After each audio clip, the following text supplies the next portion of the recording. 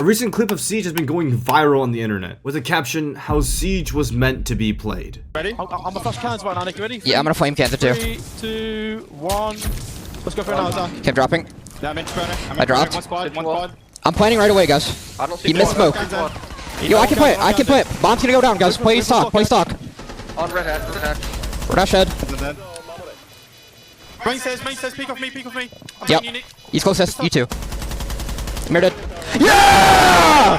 Woo! Let's fucking go! Now, a lot of comments in this video thought it was high elo ranked or wish it was their ranked teammates, but unfortunately I have to break it to you, this is a pro league game. It was 7-7 match point first map, DarkZero against Wildcard, and the winner of the series goes on to still have a chance to qualify for the 6 Invitational, the biggest tournament in Siege with a $3 million prize pool. And since I was previously a pro coach in Siege, I thought I could break down and tell the story of the round for you guys. To explain every single event in the build-up of the round, from the beginning to the end, that exactly led up to and orchestrated how this entire execute played out, and truly show you how beautiful of a chess game Siege is. Now, it's 7-7 max overtime. Next round, wins or loses, do or die for both these teams for one of the most important maps of their life. It's on Bank, and Wildcard have opted to go on open area for the last round in the game. Now, they can't go base, which is what people think is the strongest side in the game, because it's overtime. They've already won that site, so they can't go back to that site. And off the rip, you might already notice something strange about Wildcard's setup if you're a new player to the game. It's they have so many reinforcements and people up top. In fact, at the beginning of the round, we actually see the majority of the team, 3 out of 5 players on the top floor. Let me explain why that is. This is the open area bomb site in Siege. Right above it directly are 2 hatches that lead almost directly into sight. Therefore, defenders really want to put a lot of stock into this top floor, and that's why when DC drone out the top floor, you see a crap ton of reinforcements and a crap ton of resources being used in that top floor. This setup is super common and even default in Pro League, so let me break down exactly how to do it for you if you wanted to ever bring it into ranked. The first and most important position to play up top is Janitor. Wildcard reinforces the 2 middle panels and then rotates along adjacent walls, because Janitor allows a top floor player to deny the primary points of entry for top floor, which is the window repellents. But the Janitor player is weak to players swinging through this curved portion of the map if the enemy decides to entry through top square, and thus Wildcard are going to double reinforce the stock walls to allow the Sazami to create one ways for the enemies to push through, as well as denying the windows hopping directly into stock so that people cannot just collapse onto the Janitor player through the hallway. Now, with these 2 positions held down, stock and Janitor, there's one final weak point, which is the push up lobby stairs backstab, as well as if the enemies decide to open up the outside elevator wall, they can just watch your rotations between Janitor and stock from outside the building. And so they finally do their last 2 reinforcements to provide a total of 6, in fact, the majority of reinforcements in the game, onto the top floor. And they make an elaborate array of holes so that a player can play inside this room, which is called Trump, not for any political reason, that's just the call out of the room, okay? You get an entirely long angle with the ACOG on Goyo, as you see in the game, all the way onto the top square walk-in, which is, again, that common entry point that counters the players up top. And so to quickly recap, they have a Goyo in Trump playing against the backstab and holding the long angle onto the entry top square, and a zombie holding down stock, creating one ways for the enemies to push through and denying stock control itself, and a smoke in Janitor denying all the window hop-ins, able to smoke off the windows and smoke off his own push in the hallway, all to keep attackers off the top floor. On top of this, all 3 players have super easy ways to just leave the area if the position gets compromised. The smoke player in Janny can just drop down the Janny hatch, the Azami can just drop down the stock hatch, and the Goyo has a rotate in the side of Trump in order to be able to drop down the elevator hatch, giving 3 convenient immediate escape paths if the enemy's push ever becomes too large, because guess what, you still need people holding sight, and so you'll never have enough bodies to fully outpower a full clear. And so the setup by Wildcard has 2 main purposes. One, one is to just prevent the attackers from getting the top floor for free. They're able to create this disgusting triple crossfire onto the top square entry, which is the main most powerful entry for attackers, and then also prevent them from getting in the windows for free, as well as stock or, lobby or any entry point. But at the same time, they're also shooting the attackers' drones, depleting their util and econ, and at any given moment, they could just drop down the 3 escape paths that they have to just go back to site and play a fortress strat. At that point, the attackers have low time and resources. Which, if you remember in the clip we watched, DZ did go for the top 4 clear, so it should be biased against them in terms of playing directly into Wildcard's plan. But let's go ahead and see the choices DZ make on attack in order to contribute to what happened. Now, the very first thing DZ does is they drive a Twitch drone into the side drone hole, and they immediately make heavy value usage of it by zapping 3 Capcan charges on the printer window double door directly in front of the site window. Now, this may not look like something that's very apparent at the very beginning of a round, and it might look very insignificant, it's just for util, whatever, but actually, I want you guys to keep in mind of this tiny little play because it is crucial to the execute that we eventually see at the end of the round. Now, besides DarkZero droning the top 4, one player we notice immediately right away is Nafe on Hibana inside the basement. Now, why would Nafe be in the basement as Hibana? That's because open area consists of 2 sides, open area and kitchen. Kitchen has this massive quad wall that defenders will tend to reinforce. And with E-Box going directly outside and getting angles into sight and a close walk-in, this quad wall is pretty important to keep close for defenders, so they'll often put a player inside Archive Tellers challenging E-Box and also flank a defender up later to deny the entry into kitchen if the attackers want to go for this execute. Thus, you'll often see attacks drone in an Ace or a Bonner or any range Harbreacher to take server control at the very beginning of the round because it happens to be one of the safest spots you can shoot Harbreach onto the wall and also deny the flank from happening in later in the round by clearing it at the beginning and holding it for the rest of the round. That being said, everything I told you was kind of a waste of time because Nave decides to leave, likely because of his team getting info on a certain different push they can do becoming free, that being the top floor take. And so Citizen uses another Twitch drone to get another Goyle from printer window. Big stock for him, which sets up the late round, as I said, but you also see that he's positioned outside lobby. This is to support, as the cast are saying right now, a top floor clear. And you see there's 2 players on the roof near top square and stock, the 2 entry points from outside the building that don't require window repel. And meanwhile, there's 2 players outside of the window repellents ready to go at any time. This is what we call a default top clear in Siege. You see, the defenders have a deadly triple crossfire where they eventually can turn any singular entry point of the attackers, whether it's top square or windows, into just a crossfire fest. However, you can't have everyone watching everything all at once.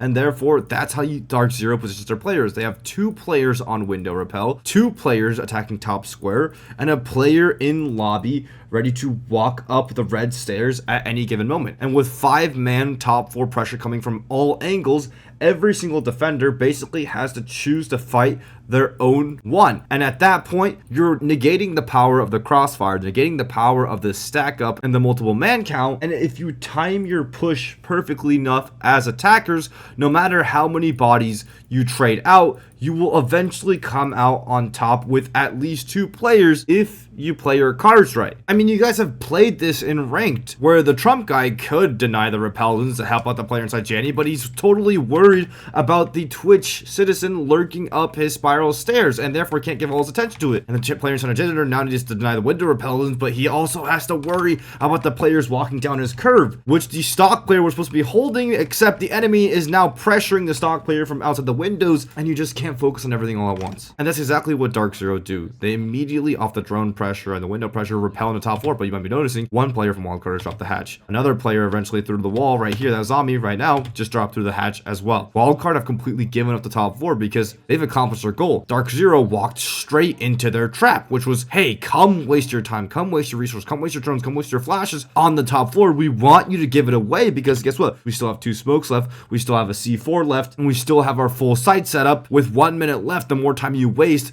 the more defender sided the end of the round becomes. Despite the fact that they're making vert above the site and they have the hatch control, what are they going to do with the hatch control if Wildcard simply have a trillion angles watching the hatch drop? So what do you do if you're DZ in this situation? you start eliminating them one by one. The first thing you notice happening is Spirits immediately running to outside the building from stock windows because he's moving to a position called printer window. Just to reiterate, DZ took top floor so they could drop this hatch and go for bomb plant. This hatch means nothing if there's a guy on one of the most common spots in the late round of the game ready to pounce and deny the hatch drop. Printer, and therefore Spirits goes to play printer window to deny any player from the first angle that would deny DZ's hatch drop game plan. The next player you see start to move in DZ's execute is going to be the rookie they just picked up for this event, Rival. Rival is going to start moving towards top square, presumably to go bottom square. This is because despite the fact that the open area bomb site itself has all this vertical control over it, the kitchen bomb site I mentioned previously has no soft floor above it. So the vertical control essentially means nothing for all the players inside a kitchen able just to hold this hatch from afar. It's fucking useless. Therefore, Rival must find his way downstairs without first of all dying to Teller's archives in case there's a roamer extension there, and then somehow find his way into the kitchen bomb site. And as you can see from the way I just walked into a quintillion possible different crossfires, not to mention Wildcard have this mirror facing the walk-in itself for this exact reason. He's got a tall task ahead of him. Nonetheless, it's a tall task he must accomplish if they want to win the round. Now, the last movement I want you guys to notice is that Citizen. He was previously in ATMs patiently droning, and as the execute's about to go down, you see he moves, his position changes. He moves into lobby. This is not one of the last positions from stopping the hatch drop, elevator hall, or around these annoying ass beepers, as Citizen just walking in through lobby would be able to deny this, as well as pressure the potential archives tellers player that I said like earlier could fuck over Rival, and so the stage is set. DarkZero want to go for this hatch drop plant, and they have eliminated the printer player that may have been watching the hatch drop from printer. They've rotated Rival to pressure from bottom square to eliminate people from from kitchen, and they rotated Citizen double door to deny the beepers double door player from holding that side drop as well. But there's still two spots remaining on top of the red hatch and Kansan. Remember how we were talking about how Vert in stock was able to look into sight of open area? Well, that's only mostly true. You see, it only really covers half of the bomb site. There's two tiny parts of the bomb site itself that are still not covered by Vert, which is above the red hatch, and in the other cubby called Kansan. And from here, our smoke player can still just throw smoke safely regardless of the pressure from everywhere else that we talked about DZ previously applying the pressure and win out the round. But that's why you see the Capitao at the very beginning shooting these flame bolts through seemingly tiny slits in the floor. He shoots one for the Kansan player, the right side cubby like I mentioned, and he shoots another for the red hatch, both two players stacked on there in order to actually cut off their movement by a lot and apply that pressure, locking them into positions. Now the flames admittedly will not fully reach them at this stage, but that's the beginning of the execute. And so they rotate the players, they shoot the Capitao fire bolts, they get ready to go for execute, and NJR drops the hatch, and they immediately start pulling for the plant. But wait a minute. This execute should still be very defender-sided. See, even if everyone on DZ is exactly where they're supposed to be, the smoke, who you see flipping between staff and open area room, should still be able to throw the smokes down. Like, the fire doesn't fully reach the smoke's position, and they still have a C4 left on all of that. Even if Citizen kills a player on double, even if Rival walks through kills a player in kitchen, even if all that happens, Kansan on smoke should still have a direct smoke line of sight onto the player dropping the stock hatch. But NJR drops the hatch, and the smoke never comes. Well, that's because Spirits doesn't just deny outside the printer window. Spirits pushes through the printer window, forcing a smoke against a shield. And you know what allowed this to happen? That's right. Citizen zapping those 3 Capcan traps at the beginning of the round and using another Twitch drone to get rid of the Goyo canister, which undoubtedly would have killed or damaged, or no, most definitely would have killed Spirits going into this execute. Okay, the smoke's pressured by a massive shield standing on the doorway, and that causes the smoke to no longer look at the drop, but instead focus on the massive fucking shield player in front of his double doorway and actually end up wasting a smoke on the doorway. Now, the smoke cannot hold the drop anymore because they're worried about this angle, but you know, the smoke can just kind of leave that position and rotate into kitchen or staff room, which is exactly where we see Kansan's position change from open area to staff room as the hatch is going down, or sorry, as the plant's going down. And then he can just go back to holding angles and throwing smokes from here, and the Blackbird would have to go prone to look through the feet holes. What's stopping this from happening? Now going through the execute again slowly, we'll actually see that Rival didn't actually end up walking through the kitchen double door, which would have been right here. Rival is just sitting on the quad wall. Let's remember how many reinforcements the wildcard expended on tile floor to create it so powerful and time-wasting tile floor hold. They used 6. That means they have 4 reinforcements left for the site. Now naturally you would think to put the remainder of those 4 reinforcements simply on the kitchen quad wall. But wildcard wanted to play and reinforce for a mirror strat that would counter a kitchen walkthrough. I don't know if it was a prep or anything, but if you remember at the beginning of the round, Nafe was in the basement with the rain hard breach, where he could walk up the blue stairs and shoot Hibana pellets onto the kitchen wall and then set up for the Blackbeard to come through E-box or to walk through and plant the bomb kitchen side, which would go directly into this mirror. It was a possibility, and DZ were threatening it before rotating off, so this wasn't a bad mirror at all for wildcard considering the way DZ started. And not only that, the smoke on the position in the cubby would just be able to be wall banged from sight window if this is not reinforced. So like no matter what, you typically want a reinforcement on this wall, but that leaves one soft wall for wildcard. And wildcard, to account for this, they put a mirror on that quad wall in order to look at bottom square and also kind of support if anyone tries to walk up on the Teller Archives player in the middle of the round. But obviously we don't see that happen, but you know, that's a reality that happens. But here's the thing, like I said, defenders under no pressure in perfect circumstances can all individually hold the perfect angle they need to hold. But what happens if the attackers come all at once? If they pressure all the necessary pressure chaos points at once, and there's flashbangs and capitals and people flying at you, what do you do? And that's why the 3-2-1 NJR says at the very beginning of the round is so important.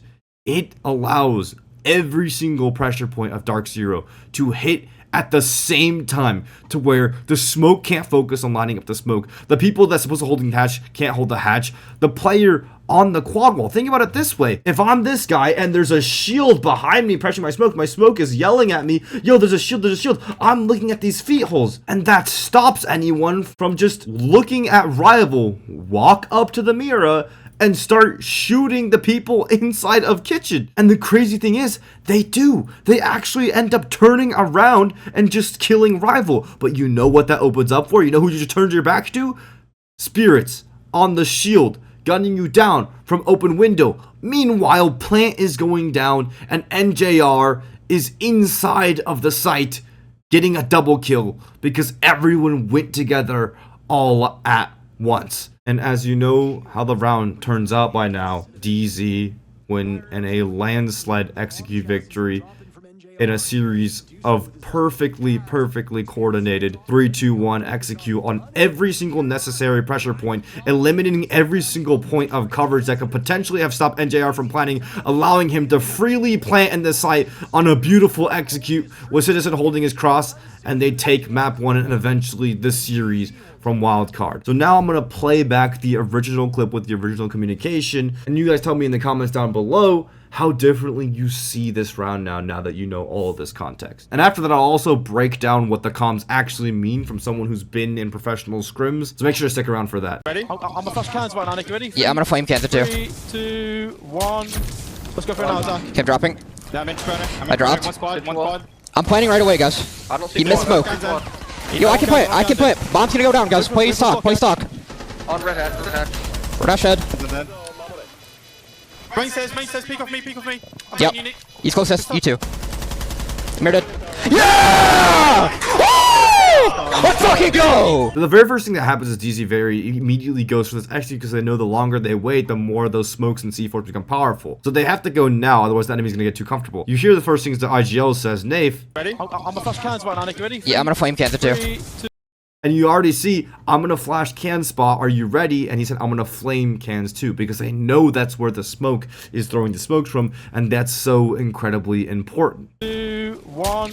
You also hear the 3, 2, 1 right there, which is so important. And I feel like a lot of people need to do more in ranked, because think about it this way. If you go 1 by 1 by 1 by 1 by 1, even if there's a little bit of desync, it gives the enemy the opportunity to kill you off 1 by 1. Literally, I'm going to tell you this right now as a pro coach. If anyone ever hits a clip on you, a multi-kill on you, it's because your team didn't 3, 2, 1 together enough, tightly enough to create a perfect refrag. Because if there's 3 people in front of you at the same time, no matter if you're Bolo, Shaiko, or Spoit, no one is killing all 3 of that one at once if they perfectly 3, 2, 1 triple swing it, right? Every single instance of you hitting a clip on is always your team playing poor refrag. Always, every single day of the week. Let's go for it now, Zach. Keep dropping. Yeah, I'm in spawning. I dropped. One squad. I'm planning right away, guys. I'm playing run away, guys, is such a good decisive call, because I feel like so many players try to kill everyone that could have possibly stopped the plant first, and then they go for the safest plant in the world, when in reality, planting the bomb forces a choice for the defenders. They either have to worry about the people coming at them here, the Blackbeard hopping in printer window as we saw earlier, and Rival on that mirror close in the soft wall, and Citizen coming from behind, and Nafe on the hatch. They have to worry about all those people, or they have to stop the plant, one or the other. It creates a predictable and forced state for the defenders. By planting in this position, that forces the player of Wildcard to have to try to stop the plant, which in that case, they're not fully focused on stopping the people pushing them, which makes the people pushing them life a lot easier. Because imagine you push in first and then you try to kill these guys and then you die because they're focused fully on killing the push, and then they can just redirect their attention on stopping the plant and you lose the round. And I see so many rounds get lost that way because too many people try to fucking secure the plant first fully before planting it, when in reality, plants force the state of the round. I don't see He missed smoke. Yo, I can play it. I can play it. Bomb's gonna go down. He missed smoke, I can plant, bomb's gonna go down. Guess what? Because Spirits and Rival were pressuring the living shit out of the players in Kitchen, and the flashbang and the Capital Bolt denied the player from playing inside the cans and cubby position. This was beautiful pressure from the rest of the teammates that allowed Nick to get in this position and eventually go for what he's about to go for next. Guys, play stock. Play stock. On red hat. Rush head. And he's able to hit this double kill because they're just worried about everyone else, right? Like, even though plant's actively going down, the smoke finally comes through. It barely even damage. It does 40 damage, to be fair, but it barely even gets him because they were worried about everyone else, because of a beautiful coordinated 3-2-1, which is such an easy part of the game that anyone can add to their executes to make them infinitely more powerful. I always love to say a 3-2-1 coordinated bad idea always works out much better than a bunch of 1 by 1 by 1 good ideas, because now the enemy's focus is split, and you can see the way he mopped up those kills. Immediately, it's completely free. Main says, peek off me. And you see here Yep. that one thing that happens is he jiggles the player bottom main, and a lot of people would just immediately swing out and go for that kill bottom main, which, to be fair, he wasn't even looking at him, so it would have been a free kill. But this is an amazing moment of discipline for Nick to completely tuck the fuck up here, because the phrase off my contact, I saw someone saying in the comments, oh, it's so beautiful that, you know, he knows his teammate has him. That's not what off the contact means. Off the contact guarantees a kill on this player, meaning the moment Citizen takes the gunfight, the moment he hears Citizen shoot, Nick swings out. And because, like I said, perfect refrag denies the opportunity for the enemy to clutch up and hit a multi-kill, this player, the moment he starts taking the gunfight with Citizen, is 110% not looking at Nick, and Nick can just take a super easy gunfight and close out the round. So off my contact doesn't mean your teammate has you no matter what. Off my contact means you're securing the round by setting up refrag on passive holding, so that on the off chance 1 in 1,000 reality that Nick over aggresses and swings out, he doesn't get killed, and then the Goyo can just walk up and then swing Citizen and kill him and then walk into sight and end up clutching the round. Because Nick is tucked up, this Goyo, no matter what, has to force this deep gunfight on a citizen. At that point, Nick is already in the crossfire, as opposed to Nick swinging out early, and then the Goyo, you know, catches wind of it off the edge of a screen from the jiggle, you know, kills them, and then has a 1 on the citizen, fully swing and tuck, and then takes back into sight and fights the last player alive, which in that case, that fully can happen. And that's what happens when players retake and clutch up rounds. And so he immediately tucks up and plays discipline and goes for the other person inside instead. He's closest. You two. Murdered. Yeah! Woo! Let's fucking go! And so watching it back with comms, with the NAL broadcast, full view, you can clearly see DZ, the strategy through the round, the setup for the execute, the perfect coordination on the execute. This was a fundamentally beautiful execute, and that reaction was completely well-founded, and it's exactly how I would react to it. Now, in the epilogue of this and my post thoughts, I'm gonna be real with you. This round was not all that crazy, innovative, or impressive for pro players. I was literally talking to Bolo the other day, and we watched the clip back, and we were just like, damn, how was this the pro play that went mega viral when it's, to us, just like a default 3-2-1 execute, but people think that just blows their fucking minds. And I think that really illustrates the state of Siege, where it's like the world of ranked Rainbow Six Siege is just so incredibly far away from the world of competitive play. It's two entirely different games almost, to the point where something super basic, something like just whatever to something like me and Bolo and just any pro, like just whatever to us, is one of the most beautiful things ever, because I think it speaks to the frustrations people have with the ranked experience in Siege, where no one talks to each other, especially on console, especially now that they're like, by the way, banning like voice chat terms and getting you muted because like you might say something wrong. Like I think the other day Antero like tried to call it someone was Geisha in Sky, and then got like warned because they thought they were saying the word gay show, which is honestly insane. As well as, like, you know, the average Ashman or Warden may not reinforce anything, running out and just trying to go for the spawn peaks and the farm aim and look so sparky. I don't know, I just think it speaks to the state of the game, where I think Siege is one of those games where real tactical Siege is the most beautiful, the most chess-like, the most tactical, the most amazing game anyone's ever played. And honestly, there are like infinitely thousands, tens of thousands of executes infinitely more impressive than this one. And pros come up to me and they're like, Fett, why do you hype up and over exaggerate all these default things? Because to be honest with you guys, 99% of my videos, the things I explain in them are the most absolute basic default things you need to have for professional Siege. But I have to because the worlds are so far apart, and that's what's exciting for these players coming from ranked, not having experience, not seeing what Siege could truly beautifully be.